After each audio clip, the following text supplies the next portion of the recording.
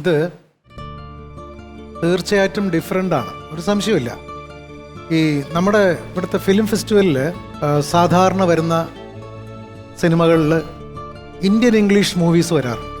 എന്ന് പറഞ്ഞാൽ ഒരു ഇന്ത്യൻ ഓസ്ട്രേലിയൻ മൂവിയായിട്ട് ചിന്തിക്കാവുന്ന ഒരു സബ്ജക്റ്റാണ്. ഇതൊരു ഡിഫറെൻ്റ് ആണ്, ഒരു സംശയമില്ല. ഇൻ്റലക്ച്വലാണ്, വെറുതെ ഒരു കഥയല്ല. പക്ഷേ നമുക്ക് ഒരു മലയാള സിനിമയായിട്ടൊക്കെ ചിന്തിക്കാൻ പറ്റുന്ന ഒരു ഇതല്ലത്.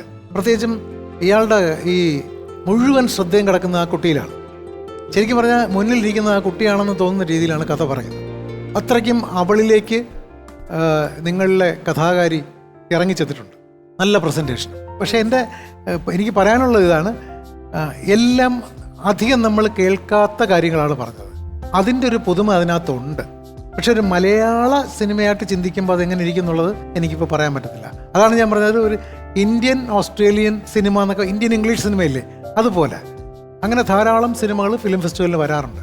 അങ്ങനെ എടുത്താൽ ഈ സിനിമ ഒരു ഫിലിം ഫെസ്റ്റിവൽ എന്നൊക്കെ പോകാവുന്ന, അതിനെല്ലാം പോകാവുന്ന ഒരു പ്രമേയമാണ്. പ്രത്യേകിച്ച് അതിനകത്ത് ഒരു ഡ്രഗിൻ്റെ ഒരു സംഭവം കൂടെ കയറി വരുന്നുണ്ട്.